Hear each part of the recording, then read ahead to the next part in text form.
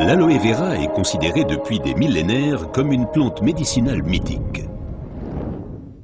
Déjà, les Aztèques l'utilisaient comme remède miracle contre beaucoup de maladies. Dans la médecine populaire, elle est connue pour ses propriétés désintoxicantes, purifiantes, dégraissantes et désacidifiantes. Aujourd'hui, on sait également qu'elle exerce une influence positive à la fois sur le taux de sucre et le taux de graisse dans le sang, par exemple le cholestérol. Mais il faut préciser qu'il existe différentes sortes d'aloe vera.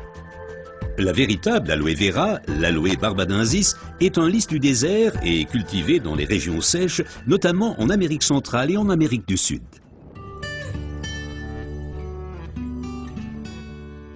L'efficacité de l'aloe vera dépend principalement de son traitement, mais les différences se font dès la récolte. Pour éviter d'abîmer la plante, les feuilles doivent être coupées à la main. Comme la pellicule supérieure de la feuille contient de l'aloïne toxique qui protège la plante contre les animaux et a un effet laxatif pour l'être humain, il faut bien séparer l'enveloppe du gel intérieur. Le gel est du reste l'élément le plus précieux de l'aloe vera. Il contient à lui seul plus de 150 composants importants et bénéfiques pour la santé tels que vitamines, enzymes, polysaccharides et oligoéléments. Et c'est précisément cette combinaison unique, cette association de différentes substances qui entraîne l'effet médicinal. L'un des composants les plus importants est l'acémanal. Il a une influence positive sur le système immunitaire et diminue d'autre part les inflammations et les radicaux libres. Le résultat, une amélioration de l'apport en oxygène. Observons ce phénomène de plus près. Le sang assimile l'oxygène dans le poumon et le transporte à travers les vaisseaux sanguins vers les cellules.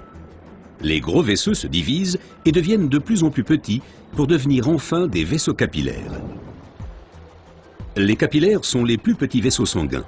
C'est là qu'a lieu le transfert de l'oxygène du vaisseau sanguin vers les cellules.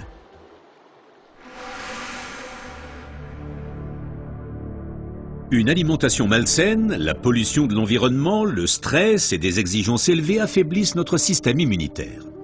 Les radicaux libres ont le jeu plus facile et ils peuvent entraîner des micro-inflammations dans l'organisme. Ces inflammations altèrent les vaisseaux et entraînent un épaississement des parois des capillaires. Ce gonflement rétrécit le vaisseau et les globules rouges circulent plus lentement à travers les capillaires, entraînant une baisse de l'alimentation en oxygène. Et c'est là que l'aloe vera intervient. Elle réduit le gonflement des parois des capillaires.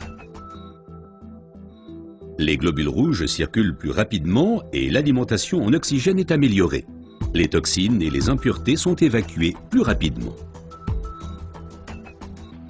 De récentes études indiquent que d'autres substances naturelles peuvent encore améliorer l'effet de l'aloe vera. Parmi ces substances, il faut citer tout d'abord le silicium, mais aussi l'huile d'onagre et enfin les minéraux basiques. Observons tout d'abord le silicium d'un peu plus près. Le silicium est indispensable à l'organisme. C'est un élément structurant.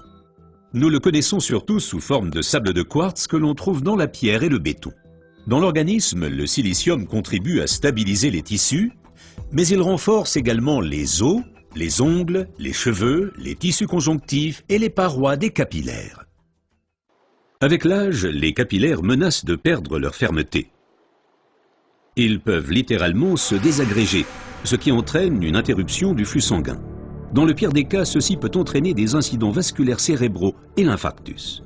Le silicium renforce et soutient les parois des capillaires et maintient ainsi le vaisseau sanguin ouvert.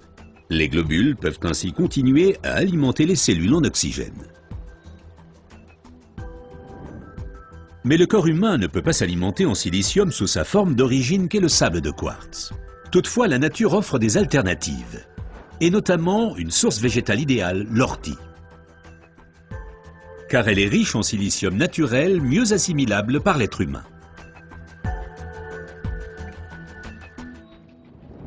Une oxygénation optimale ne dépend pas uniquement des capillaires, mais aussi et surtout de l'état du sang.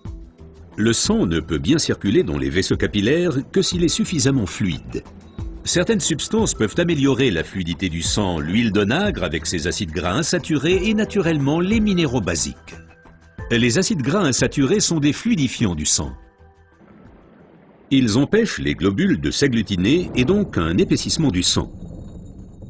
Les minéraux basiques soutiennent l'élasticité des globules rouges et facilitent ainsi leur passage à travers les capillaires.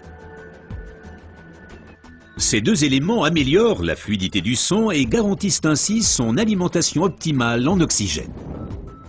Permettez-moi de récapituler.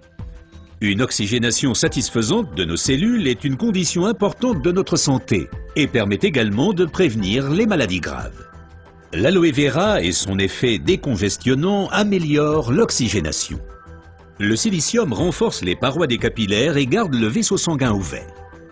Cet effet est renforcé par l'huile d'onagre et aussi par les minéraux basiques. Ce que la médecine populaire savait depuis longtemps est maintenant confirmé par la recherche moderne.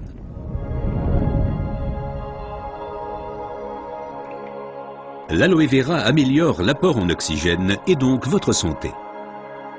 Car l'oxygène signifie la vie. Faites confiance à l'aloe vera.